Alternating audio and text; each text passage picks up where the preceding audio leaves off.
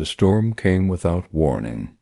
One moment Lena was walking the mountain path in late afternoon sun, boots crunching on gravel, the scent of pine filling her lungs with every breath, and the next the sky turned black as midnight. Not gradually, not with the slow gathering of clouds that any experienced traveler would recognize as danger approaching. Just instant darkness, as if someone had thrown a curtain across the sun and forgotten to warn anyone below.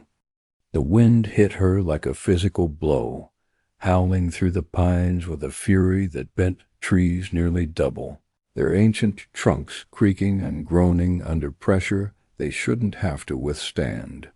Rain fell in sheets so thick she couldn't see 3 feet ahead, couldn't distinguish path from forest floor, couldn't tell if she was still walking in the right direction or had turned completely around.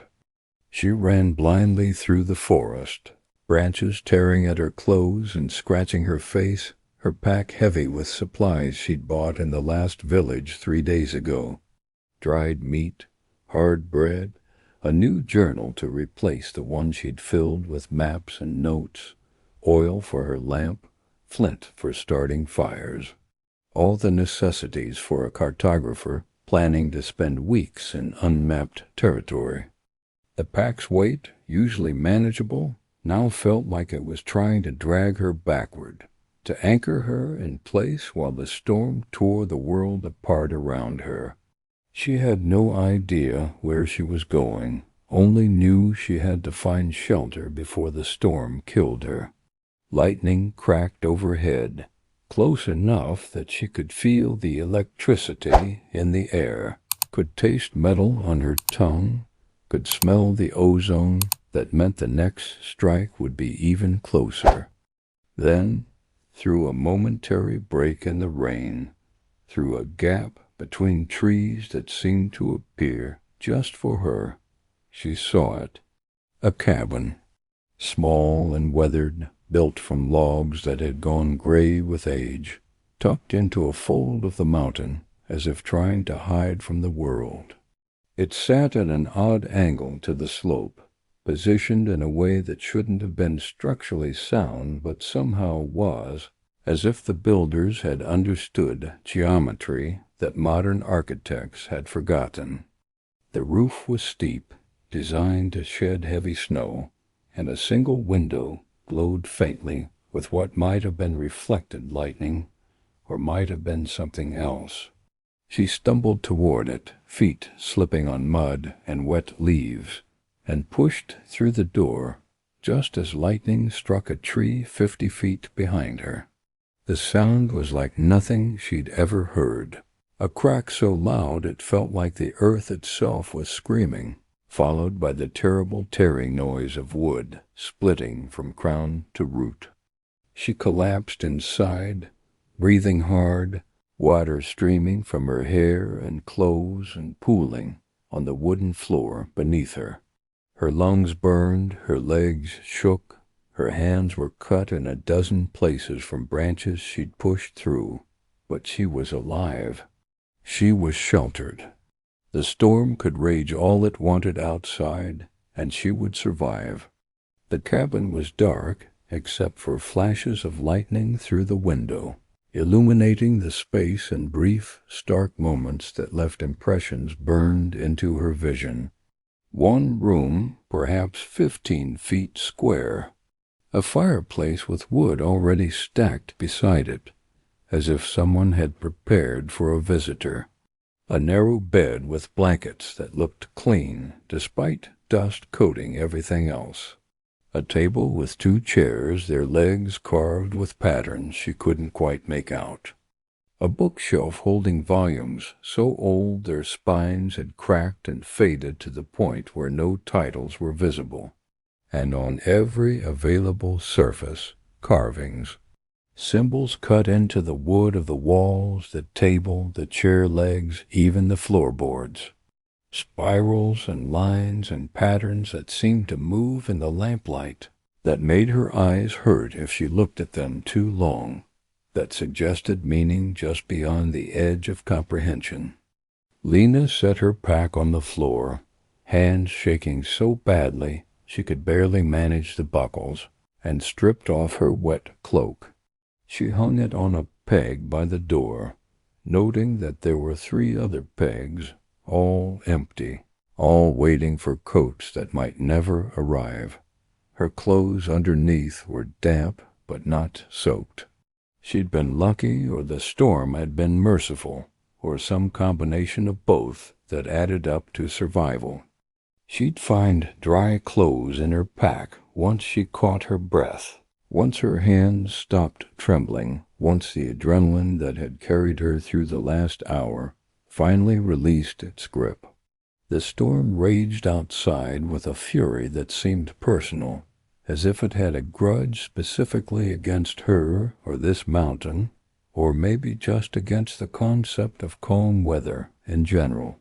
Rain hammered the roof with enough force that she wondered if the old shingles would hold. But the cabin felt solid despite its age, felt like it had weathered worse storms than this, and would weather worse storms to come. There was something about its construction, about the way the logs fit together, and the way the roof sat on the walls, and the way the whole structure seemed to exist in harmony with the mountain rather than in opposition to it. That suggested builders who'd understood their craft at a level beyond mere competence. She knelt by the fireplace, grateful beyond words to find kindling and logs already arranged, and began working to get a fire started. Her father had taught her this skill when she was 8 years old, had made her practice until she could do it wet and cold and exhausted, because those were the times when you'd need it most. He'd been a cartographer, too, had spent his life mapping the borderlands between kingdoms, and he'd understood that survival skills mattered as much as the ability to use a compass or read the stars. Within minutes, she had flames going, small at first, but growing steadily as the dry wood caught and began releasing heat that pushed back the cold seeping through her damp clothes. Only when the fire was established, when she was certain it wouldn't go out and leave her in darkness, did she let herself really look at where she was, really examine the space that had saved her life. The cabin was stranger than she'd realized in her first desperate moments inside. The carvings weren't decorative flourishes or the idle work of someone with too much time. They were purposeful, deliberate, arranged in patterns that suggested meaning, even if she couldn't read them. They covered everything. The walls were completely carved, floor to ceiling, with symbols that overlapped and intertwined in ways that made her dizzy when she tried to follow them. The table had carvings on every surface, even underneath where no one would normally look. The chairs were covered in marks. The bookshelf held symbols between each volume. Even the floor had patterns carved into the wood between the boards. She moved closer to the wall, holding her lamp up to examine the marks. Protection symbols, maybe, or wards, or something else entirely, something from traditions older than the kingdom she'd grown up in, from practices that predated written language and formal religion and all the structures that modern people took for granted. Some of the symbols looked vaguely familiar, similar to marks she'd seen in her father's books about ancient surveying techniques. But most were completely foreign, coming from a system of meaning she'd never encountered and didn't have the knowledge to interpret. She was 26 years old and had been traveling for 8 months. Ever since her father's death had left her alone in a village that had never felt like home anyway. She was a cartographer's daughter, raised on maps and measurements, trained to see the world in terms of distance and direction. Her father had taught her to read latitude and longitude before she could read words, had shown her how to use a sextant before she understood arithmetic, had taken her on surveying expeditions when other girls her age were learning to cook and sew. She'd grown up understanding that the world was comprehensible, that space could be measured and charted, that if you were careful and precise and patient, you could create maps that brought order to chaos. After her father died a sudden illness that took him in 3 days, leaving her no time to prepare or say goodbye or even understand what was happening, she'd sold their small house and used the money to fund a journey she dreamed about for years. She wanted to map the unmapped places, the regions that existed in rumor and legend but had never been properly charted, the mountain ranges where borders blurred and old territories bled into new ones, places where civilization ended and something older began, where the rules that governed cities and kingdoms stopped applying and different rules, older rules, took over. This mountain was one of those places. It sat at the edge of 3 kingdoms, Vraymore to the west, Kelthus to the south, and the northern reaches to the east claimed by none of them, avoided by most travelers who had any sense. The villagers in the last settlement, a collection of 20 houses clinging to the mountain's base like barnacles on a ship, had warned her not to come here. They'd said the mountain was cursed, that people who went up didn't come down, that there was something in the high places that didn't want to be found. They'd told her stories about travelers who'd ignored the warnings and disappeared, about sounds in the night that weren't quite animal and weren't quite human, about lights seen moving through the forest when no one should be up there. But Lena didn't believe in curses. She believed in geography, in the physical world that could be measured and mapped. Curses were just stories people told to explain things they didn't understand. Mountains weren't evil, they were just difficult. And difficulty had never stopped her before. So she'd ignored the warnings and started climbing, following old trails that were barely trails anymore, paths that might have been maintained once, but had been abandoned for so long that nature was reclaiming them. She'd been working her way up toward the peaks that had never been properly surveyed, planning to spend several weeks taking measurements and creating the kind of detailed maps that would finally put this region on official charts. She'd thought she had everything she needed: experience, equipment, supplies, and the stubborn determination that had carried her through 8 months of solo travel across some of the most remote regions of the 3 kingdoms. But she hadn't counted on storms that appeared from nowhere, hadn't factored in weather that defied normal patterns. And she definitely hadn't planned on stumbling across a cabin that, according to everything she knew about this mountain, absolutely should not exist.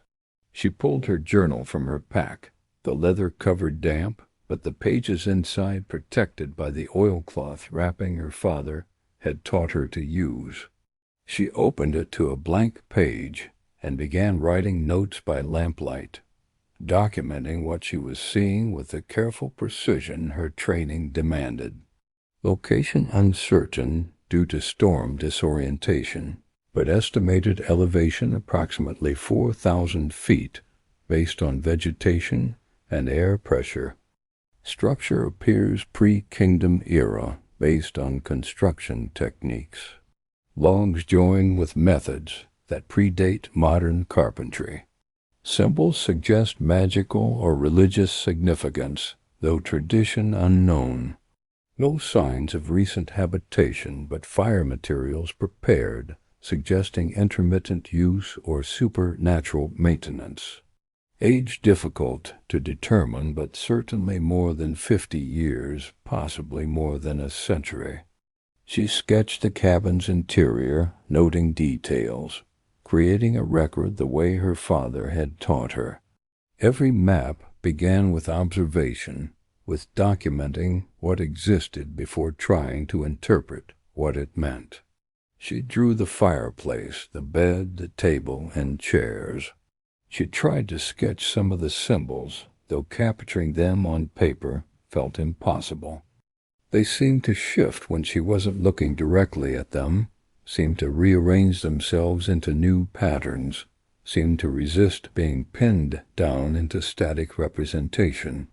After several attempts, she gave up and simply wrote, "Carvings extensive and complex." Full documentation would require weeks. Patterns suggest deliberate mapping of some kind, though what is being mapped remains unclear. The storm continued through the evening and into night, showing no signs of letting up. If anything, it seemed to be getting worse, the wind howling with increased fury, the rain coming down even harder, the thunder so constant it became almost a physical presence in the cabin. Lena ate dried meat and hard bread from her pack, washing it down with water melted from snow she'd collected before the storm hit. The food was tasteless, utilitarian, the kind of provisions designed for survival rather than enjoyment. But it filled her stomach and gave her body something to work with, some fuel to burn while she figured out what to do next. She couldn't leave, obviously.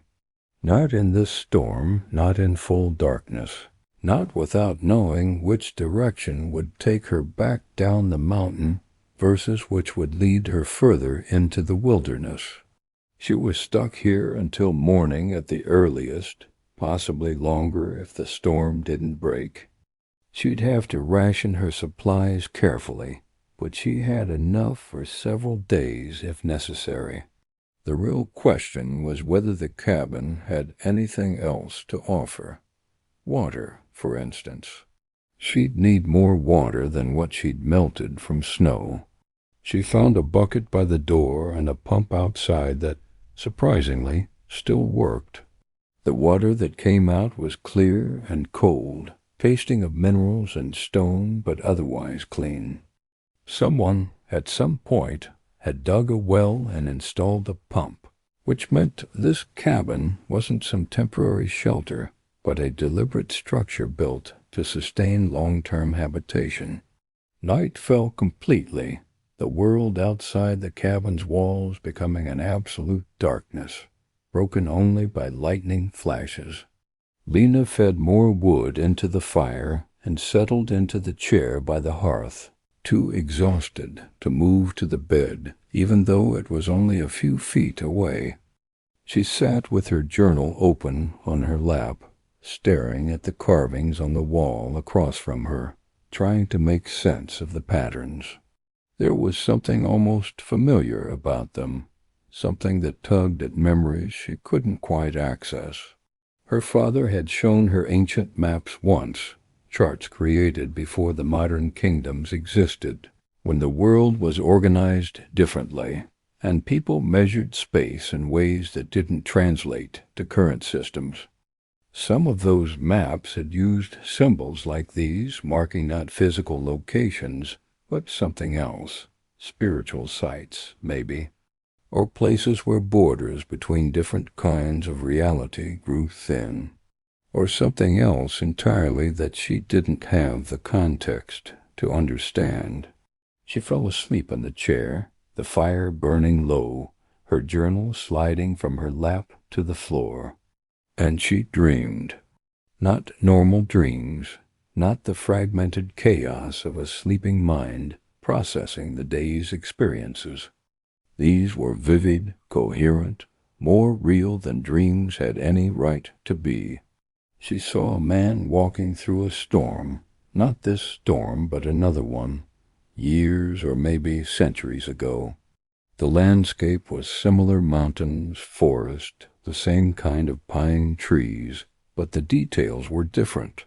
The trees were younger, the path more clearly defined, the cabin visible in the distance but looking newer, the wood not yet grayed by time. The man was tall, easily 6.5 feet, broad-shouldered in the way that suggested either hard labor or extensive weapons training, or both.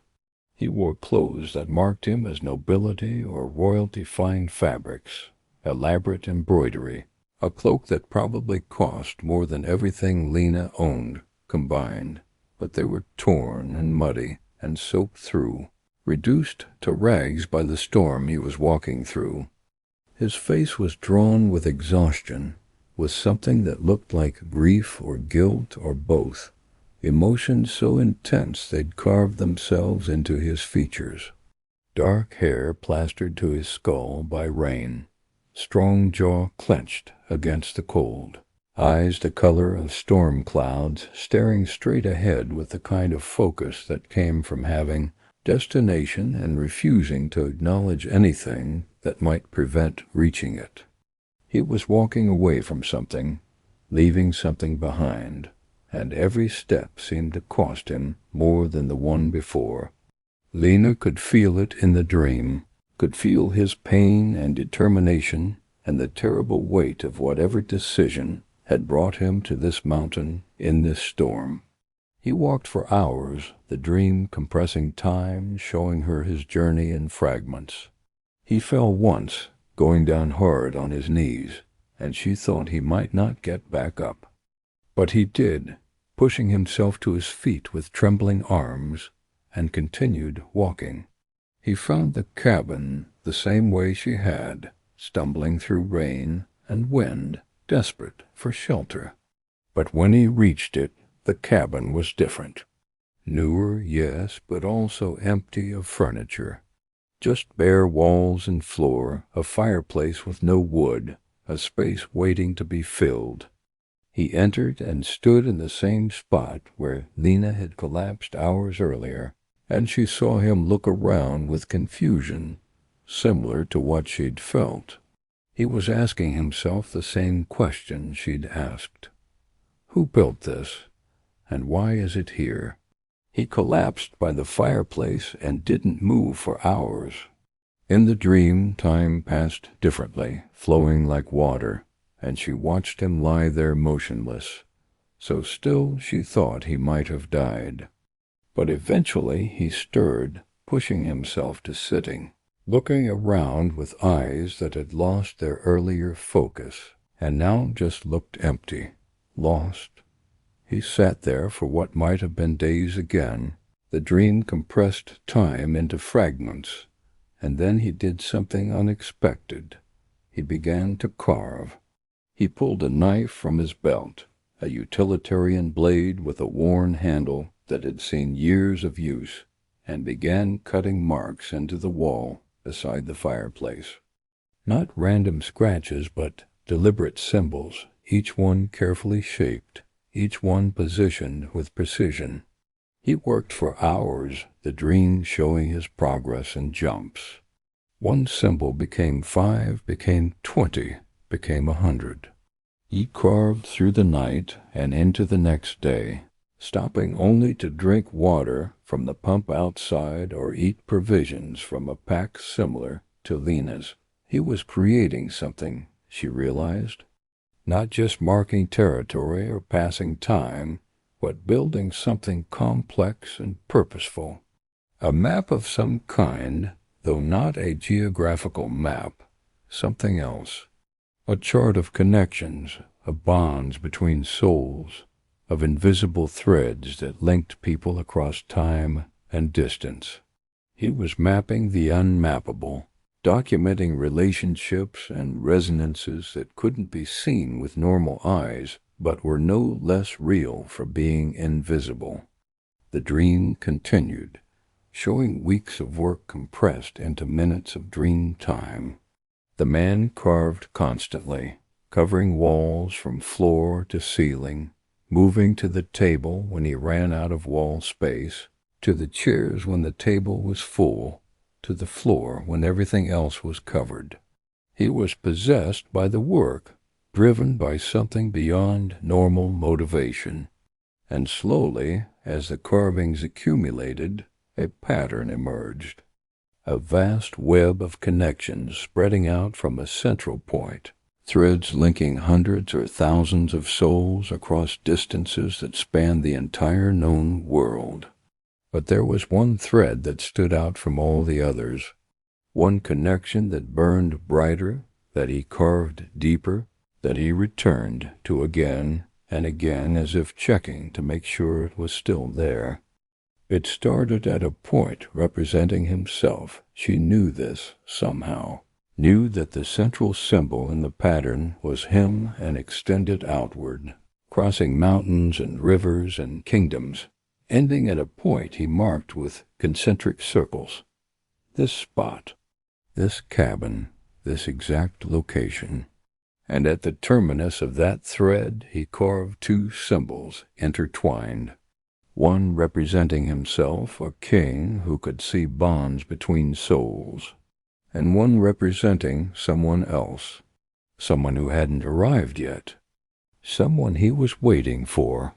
The man in her dream looked up from his carving, and she saw his face clearly for the first time. He was perhaps 40, though something in his eyes suggested he'd lived longer than his appearance indicated, had seen more than any single lifetime should contain.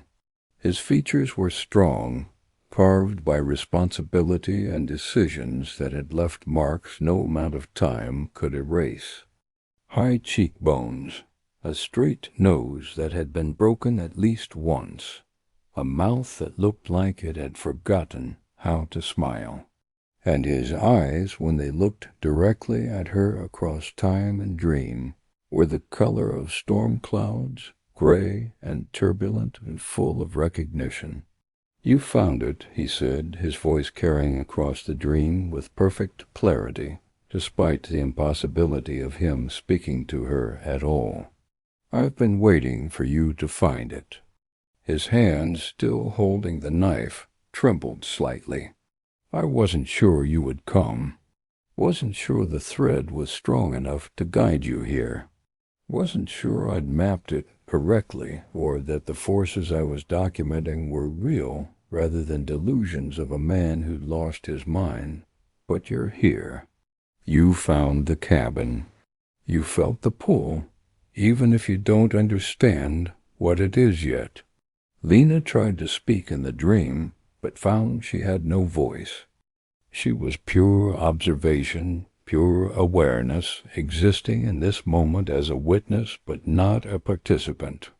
The man seemed to understand this. He nodded slowly and continued speaking. "My name was Aldrich. I was king of Raymore before I left. Before I abandoned everything to follow the pull that led me here." He gestured at the carvings surrounding him. "I can see the threads, the bonds between human souls. Most people are blind to them, but I've been able to perceive them since I was young. I thought it was normal at first, thought everyone could see what I saw, but I was wrong. It's a rare gift, or maybe a curse. I've never been certain which." He stood and moved to the wall where the brightest thread was carved, running his fingers over the symbols, as if he could feel the connection through the wood. "For 30 years I ruled Raymore as king, made decisions about laws and wars and treaties, used the threads to understand my people, to see the bonds holding my kingdom together or tearing it apart. I thought I was serving some great purpose, using my gift to be the best ruler I could be. But then I saw this thread." He tapped the carving. "This connection, brighter than any other I'd ever seen, linking me to someone who didn't exist yet, someone who wouldn't be born for years or decades or maybe centuries. And I couldn't ignore it. Couldn't pretend it wasn't there. Couldn't stay on my throne knowing that somewhere in the future someone was waiting for me to find them. The dream shifted, showing her his departure. She saw him in a throne room, magnificent and ornate, surrounded by advisers who argued with him, begged him to reconsider. She saw him remove his crown, a simple circlet of silver, unadorned but heavy with symbolism, and place it on the throne he was abandoning. She saw him walk out of the palace with nothing but the clothes on his back and a pack of supplies, leaving behind wealth and power and responsibility to follow a thread only he could see. The dream shifted again, showing her his arrival at the mountain. She saw him climb through the same forests she'd climbed through, following the thread that burned in his vision like a beacon. She saw him find the cabin exactly where the thread led, a structure that had apparently been built by someone who'd understood that this spot mattered, that something important would happen here. She saw him enter and understand immediately that this was where he needed to wait, where he needed to prepare, where he needed to leave his message for the person on the other end of the thread. And she saw him begin to carve. Day after day, week after week, month after month, carving the map of all the connections he could see, documenting the invisible architecture that held human souls together, but especially carving that one thread, that one connection, making sure it was perfect, making sure the person who followed it would understand what it meant, making sure she would know when she arrived that someone had been waiting for her, that someone had given up everything to be in this place at the right time. The dream showed her his face aging. She saw him at 40, then 50, then 60. She saw his hair turn gray, his face develop lines, his hands develop the tremor that came with age. She saw him carve even as his strength faded, even as climbing the stairs became difficult, even as simple tasks required enormous effort. She saw him refuse to give up, refuse to leave, refuse to accept that he might die before she arrived. He carved until his fingers bled, until his eyes could barely focus, until his body was so worn out that simply staying alive required constant effort. And she saw him alone, desperately, achingly alone. No visitors, no companions, no one to share the burden of his waiting or ease the isolation of his vigil. Just a man and his carvings and the thread he could see burning in his mind, connecting him to someone who might never come, who might not be born for centuries after he was dead and dust. The dream shifted one final time, showing her the last message he carved. His hand shook so badly he could barely hold the knife, and the symbols were rough, imperfect, nothing like the precise work he'd done in his younger years. But the meaning was clear to whoever finds this place, to whoever follows the thread that led you here. Know that I waited as long as I could, that I carved these symbols to preserve what I learned, that the bonds between souls are real and stronger than time or distance, that some connections transcend death itself. He paused in his carving and looked up, directly at her across time and dream, his eyes filmed with age but still recognizing her somehow. I don't know when you will arrive. Years from now, decades, maybe centuries, but I know you will come. I've seen the thread that connects us, seen it burning brighter than any other connection I've ever mapped. And I know that when you find this place, you'll feel what I felt.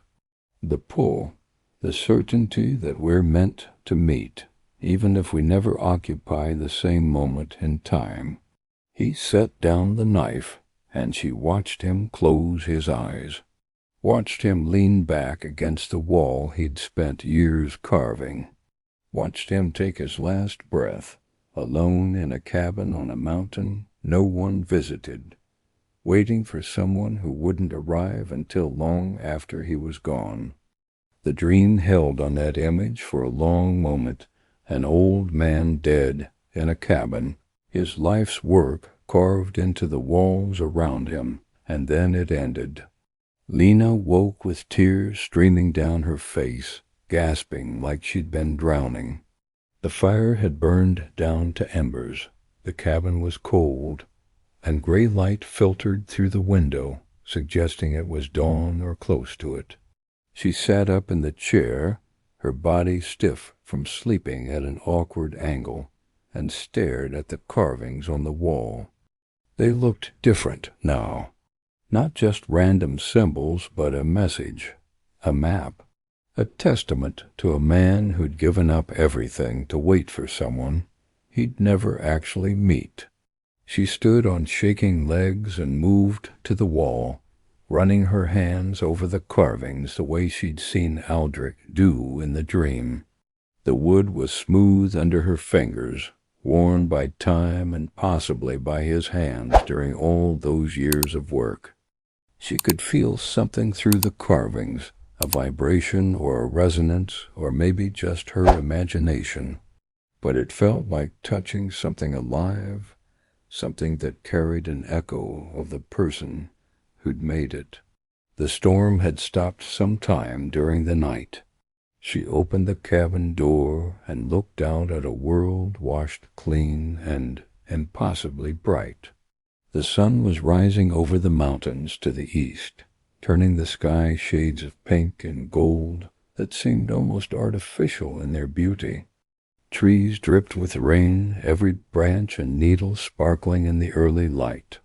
The path she'd stumbled along yesterday was visible again, muddy but passable. She could leave now, could continue her journey, her mapping, her plan to chart this unmapped territory. But she didn't want to leave. Couldn't leave, not yet, because the dream had felt too real to be just a dream, and the cabin had too many details that matched what she'd seen, and there was no way she could have known about the symbols or the map or Aldrich's face unless the dream had been something else, a memory somehow preserved in this place. A message left by someone who could see connections between souls and had found a way to communicate across time. She spent the morning searching the cabin more thoroughly, looking for evidence of what she'd dreamed. She found it almost immediately. In the corner near the bed, hidden behind dust and years of neglect, were bones, human bones. A skeleton that had collapsed in sitting position, back against the wall, hands folded in its lap. The skull was tilted forward, as if the person had simply gone to sleep and never woken up. And around the skeleton, carved into the floor in a perfect circle, were symbols she recognized from the dream. Protection marks or memorial marks or both. She knelt beside the skeleton with tears burning her eyes. This was Aldrich. Had to be. The man who'd seen invisible threads, who'd abandoned his throne, who'd carved for years to leave a message for her. He'd died here, alone, waiting, and she'd arrived too late. Decades too late, maybe centuries. She'd come to the cabin and found his message and learned his story. But he was long dead. The connection he'd seen, the thread he'd mapped, had existed only across the divide of time and death. They would never actually meet, never actually speak, never actually discover what that bright thread between them meant. The grief hit her like a physical blow. She sat on the floor beside his bones and wept for a man she'd never met. For a king who'd given up everything to wait for her, for a connection that had been severed by time before it ever had a chance to exist. The cabin felt different now, weighted with tragedy, with loss, with the terrible understanding that some threads burned too bright to ever be fulfilled. She stayed in the cabin for 3 days, unable to make herself leave. She told herself she was documenting everything, sketching the symbols, recording Aldrich's map in her journal. And she was doing those things. But mostly she was just sitting with his story, with the weight of his sacrifice, with the knowledge that someone had loved her, or at least loved the idea of her, enough to abandon a kingdom and wait out their entire life in isolation. On the third day, she made a decision. She couldn't leave Aldrich here, couldn't leave his bones to decay in this cabin while his story remained unknown. He deserved better than that, deserved to be remembered, to have his sacrifice acknowledged, to have someone understand what he'd done and why. So she gathered his bones carefully, reverently, and wrapped them in her spare cloak. She would carry them down the mountain, would find the capital city of Raymore that he'd once ruled, would tell his story to whoever would listen, would make sure that King Aldrich, who could see invisible threads, who'd abandoned his throne for a connection he never got to experience, was remembered for his courage even if no one understood his reasons. She packed her supplies and prepared to leave, taking one last look around the cabin that had saved her life and changed it completely.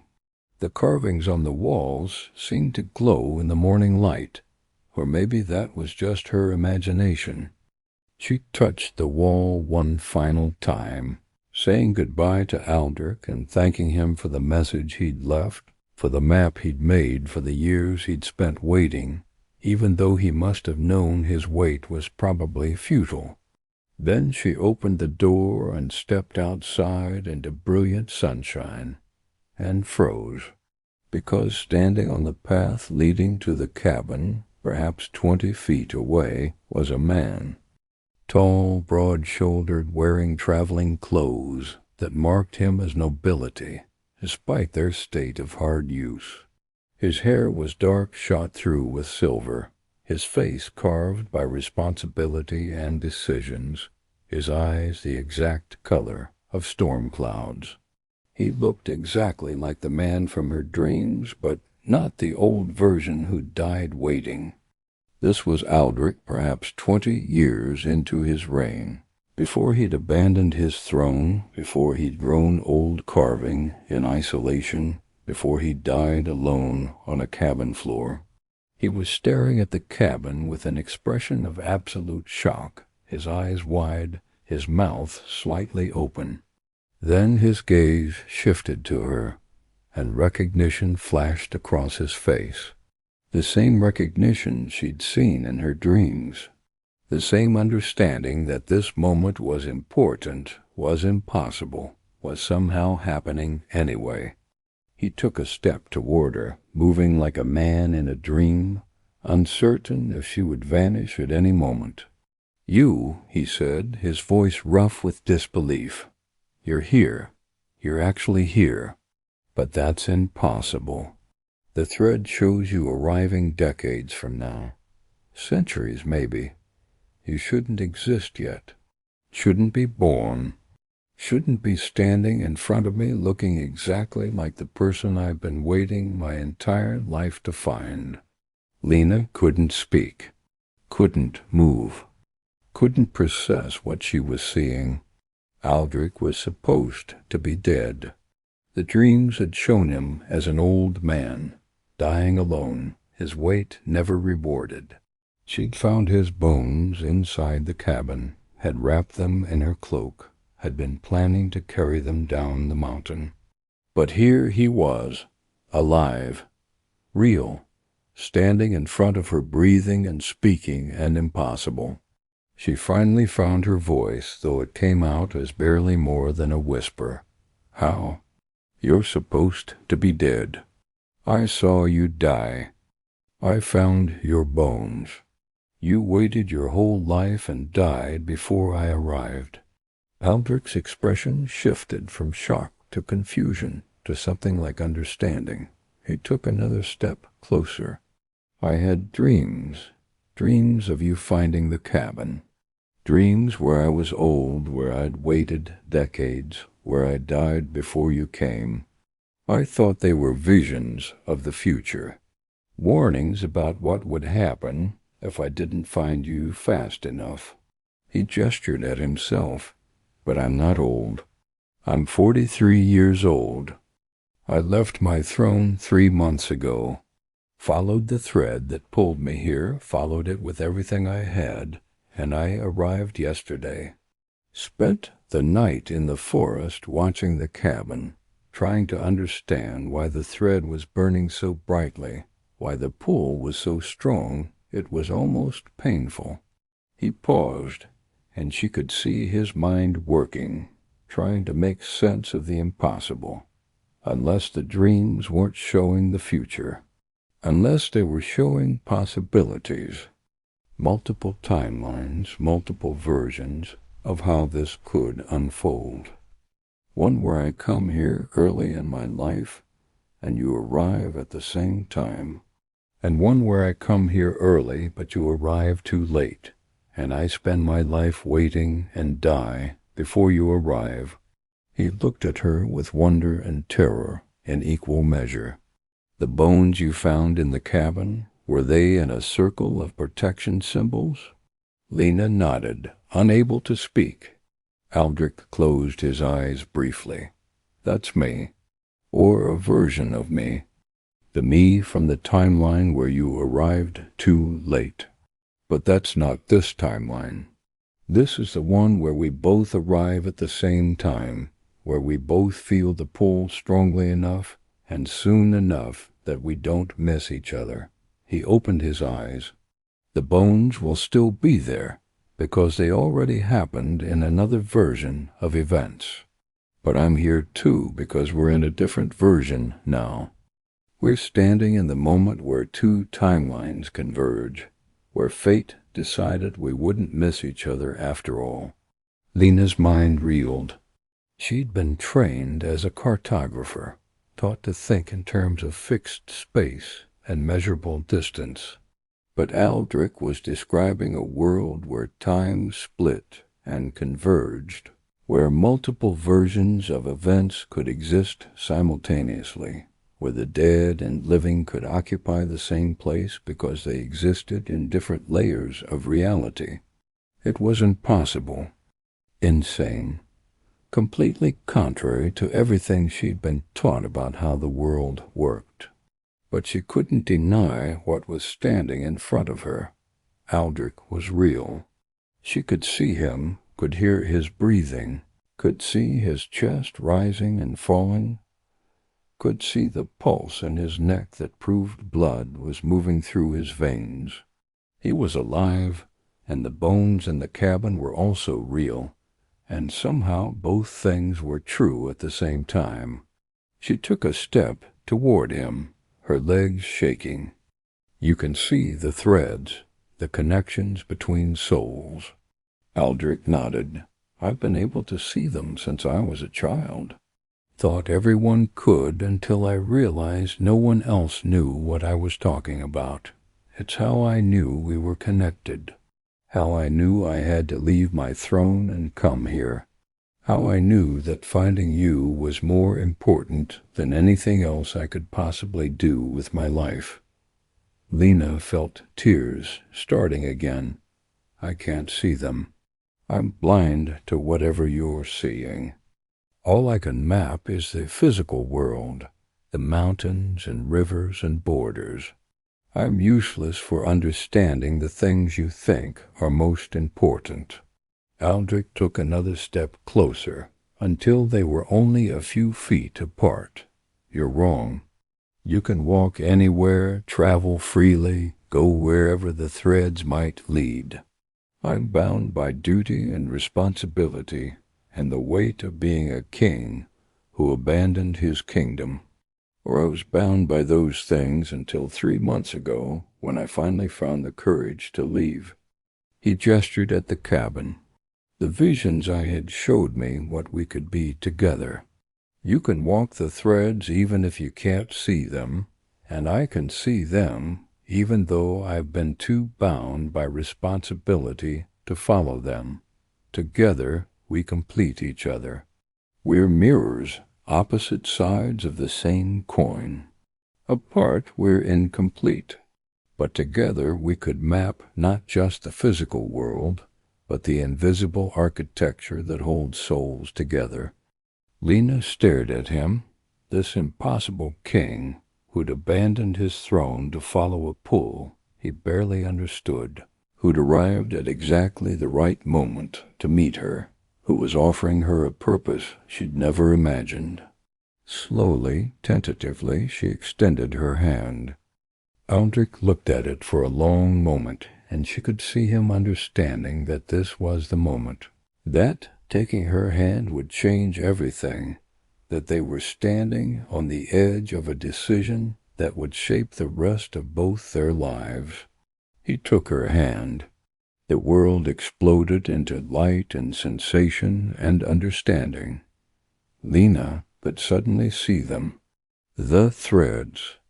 Thousands of them, millions of them, invisible lines connecting people across distances, forming a web of human connection that overlaid the physical world like a second layer of reality. Most were dim, barely visible, connections that existed but weren't particularly strong. But a few burned bright, bonds that mattered deeply, relationships that shaped the people connected by them, and one thread blazed brighter than all the others combined. The connection between her hand and Aldrich's, the bond linking them so intensely, it was almost painful to perceive. She could see it burning like a line of fire, could feel the pull that had driven both of them to this mountain, could understand in a way that transcended words why Aldrich had been willing to give up everything to be here. At the same time, Aldrich gasped. "I can feel it. What you feel. The freedom to move anywhere, to walk any path, to follow connections without the weight of responsibility holding me back." He laughed, a sound of pure wonder. "You were right. Together, we're something neither of us could be alone." They stood like that for a long time, hands clasped, both experiencing what the other had always had access to, both understanding finally what it meant to be complete. The sun rose higher, warming the mountain, drying the last of yesterday's rain. Birds began singing in the trees around them, sounds of normalcy returning after the storm's chaos. The world continued its ordinary business while two people stood on a mountain path and held hands and saw reality from an entirely new angle. Finally, Lena found her voice. "What do we do now? You abandoned your throne. I abandoned my mapping plans. We're both here with no idea what comes next." Aldrich smiled, and the expression transformed his severe face into something almost boyish. "We do what we were always meant to do. We map the threads, chart the invisible architecture, connecting souls across the world. Create something no one has created before, a map not of places but of bonds. You have the training to document and chart with precision. I have the ability to see what needs to be documented. Together, we can create maps that show people what really holds them together, what really matters beneath all the physical structures they've built." He squeezed her hand. "It will take years, maybe a lifetime. We'll have to travel everywhere, meet everyone we can, trace thousands of connections to understand the patterns. And we'll have to figure out how to record what we find in ways that others can understand, even if they can't see the threads themselves. But we can do it. Together, we can do anything." Lena felt excitement building in her chest, mixing with the pull, with the certainty that this was what she'd been preparing for her entire life without knowing it. "My father trained me to be a cartographer. taught me to see the world in terms of space and relationships. I thought I wanted to map unmapped territories, chart the physical world. But maybe I was always meant to map something bigger, something that matters more than mountains and rivers. Aldrich released her hand reluctantly, and she felt the loss of the thread vision like a physical ache. But she remembered what she'd seen, could still feel the pull, even if she couldn't perceive it visually anymore. They would figure out how to share that vision more permanently, how to help each other see what the other saw. It would be part of the work, part of the journey they were embarking on together. They entered the cabin side by side, and Aldrich saw the bones for the first time. He knelt beside them, touching the skull with reverence, and something like grief. This is me, or was me, or could have been me if you'd arrived too late. He looked up at her. We should bury these bones. Give that version of myself the peace he never found in his timeline. Honor the sacrifice he made, even though it ended in tragedy.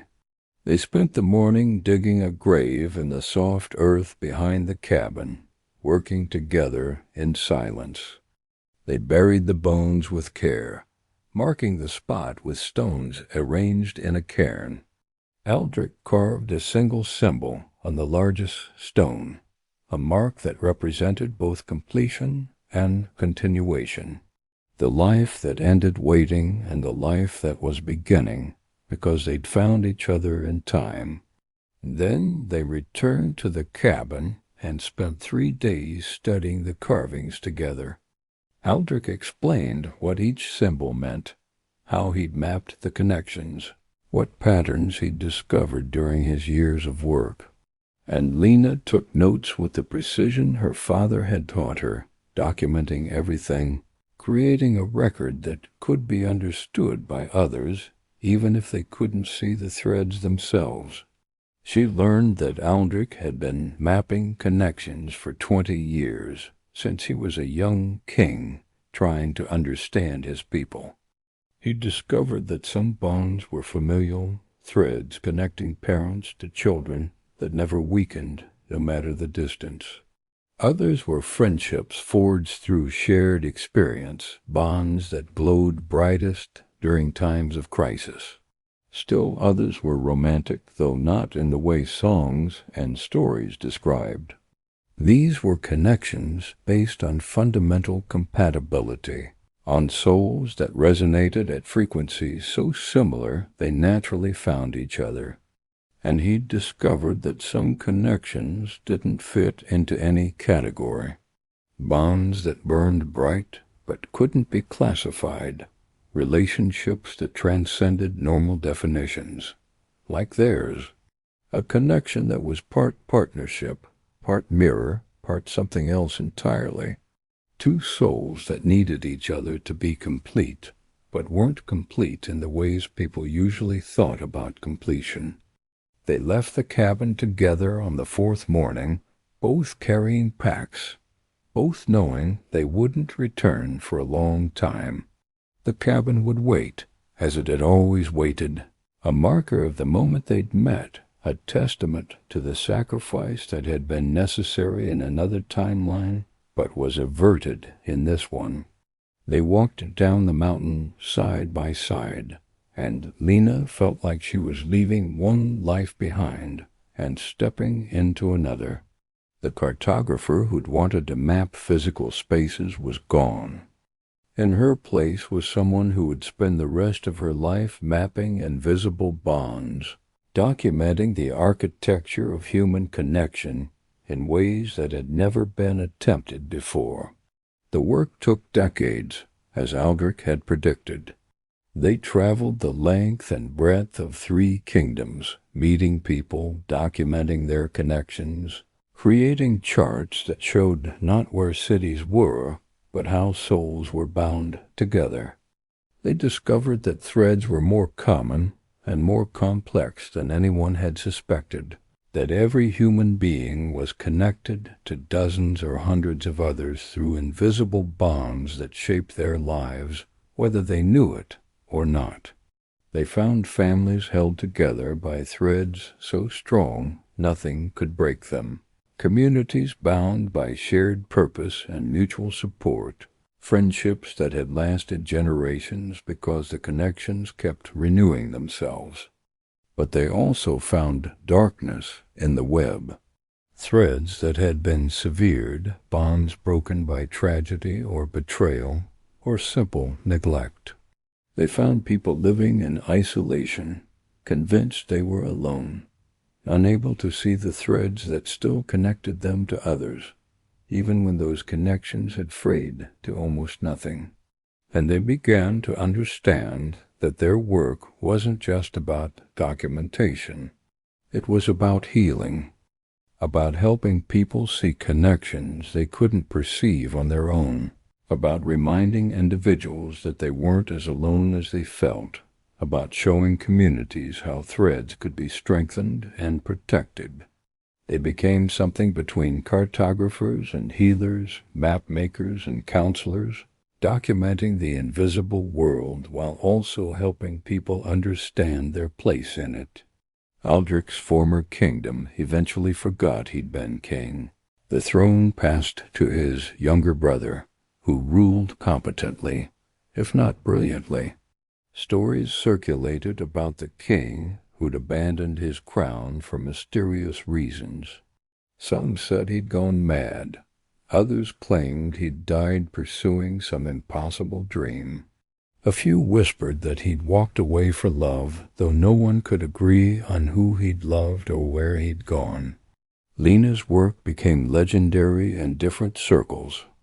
Scholars and mystics collected her maps, studied her documentation of invisible bonds, debated what her charts meant for understanding human nature. Her father's name, once known only among cartographers, became famous by association.